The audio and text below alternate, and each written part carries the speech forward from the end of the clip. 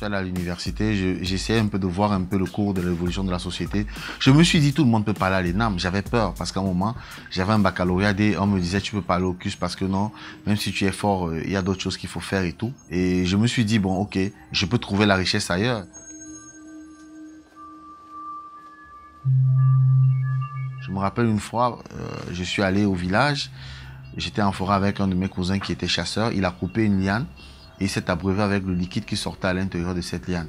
Et ensuite, il m'a remis cette liane. J'ai pris cette liane, je l'ai tordue autour d'une barre de fer, je l'ai coincée avec des pointes et je l'ai accrochée carrément sur le grenier, posé sur le grenier de ma grand-mère. Et quand je suis revenu plus tard, j'avais remarqué en fait que la liane avait déjà séché et qu'elle avait épousé la forme que je lui avais plutôt imposée. Et j'ai commencé à travailler avec les lianes. Je ne faisais que ça. J'ai refusé de travailler dans des sociétés pétrolières. Je parlerai de Glencore parce que mon grand-père étant chef traditionnel, j'étais celui qui recrutait tous les jeunes du village pour aller travailler là-bas. Et moi, à un moment, j'avais rien. J'ai choisi carrément d'explorer. Je suis allé dans la forêt, de dialoguer avec les arbres, les racines, dialoguer avec l'eau. Ma démarche artistique que moi j'appelle Moudiki ou art du croisement, pour moi je définirais ça comme le point d'intersection entre la peinture et la sculpture. C'est vrai que Valère Épée a appelé ça pictosculpture, donc tout part de la nature. Pour moi, la question principale pour moi première est celle de l'essence de l'homme. C'est-à-dire je veux ramener l'homme à l'essence. C'est pour ça qu'en fait, comme matériau j'ai utilisé la liane. La liane pour moi symbolise l'entrée et la sortie du sang dans le cœur. La liane, c'est la sinusoïde de vie. C'est l'influx nerveux, c'est l'ADN. Et la liane me permet de voyager dans mon passé, de retrouver le présent et pour essayer de me projeter dans le futur. Donc, et de me reconnecter aux autres. J'ai fait des sculptures en fer, j'ai fait des œuvres en terre, j'ai fait des œuvres avec des lianes, parfois j'ai fait sur de la tôle. Donc, j'essaie un peu de retrouver l'essence, c'est-à-dire la nature. C'est pour ça que chaque fois que je travaille, je fais appel à plusieurs disciplines. C'est pas voulu, c'est pas un choix, c'est pas un complexe, mais c'est juste qu'en fait, parfois, quand tu travailles la matière aussi, elle réagit et parfois elle te donne aussi une certaine orientation. Parfois, je suis perçu comme un fou. Parfois, certaines personnes m'agressent et certaines personnes ont failli me tuer une fois parce que, en fait, j'essayais de récolter, de prélever ces matériaux-là pour en faire des œuvres. Parce que je pense aussi qu'on peut aussi voir le développement ailleurs. Je dirais, par exemple, à tous les jeunes qui sont comme moi aujourd'hui, que par exemple, les bouteilles en plastique qui sont complètement jetées là, on peut les récupérer, les recycler et fabriquer des choses et les reproposer maintenant. Ça, c'est une autre façon de créer le développement.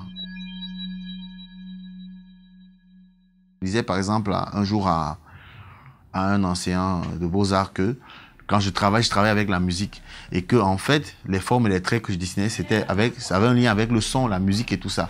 Et il m'a parlé carrément de Vassilis Kandinsky. J'ai dit ah c'est bien mais moi il m'a dit est-ce que tu as lu Kandinsky? J'ai dit non, j'ai pas lu Kandinsky. Je suis au courant de ces écoles, mais il faudrait que chaque chose soit mise à sa place. Ces écoles ont leur place, elles ont lieu d'être. C'est important.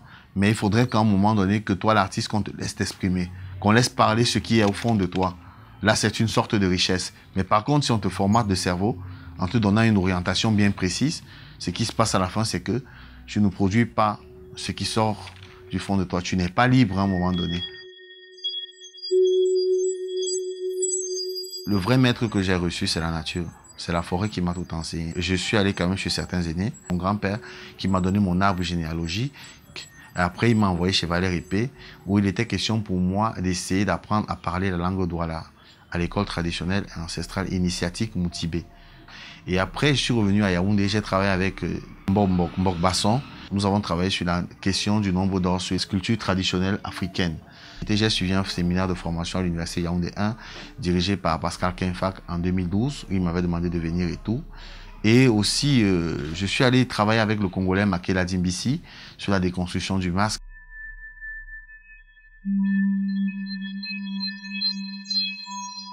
Je suis en train de mettre sur pied le studio Moudiki. Moudiki, ça veut dire la liane. C'est un espace qui est ouvert et qui reçoit tous les jeunes.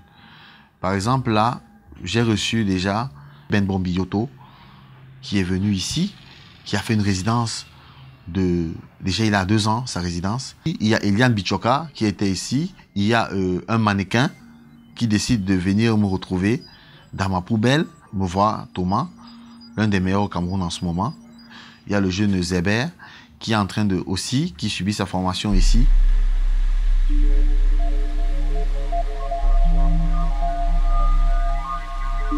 L'Afrique du futur, je pourrais dire que c'est plutôt l'Afrique du monde. Je ne vois pas une Afrique... je ne vois pas les frontières, je ne tiens pas compte des frontières.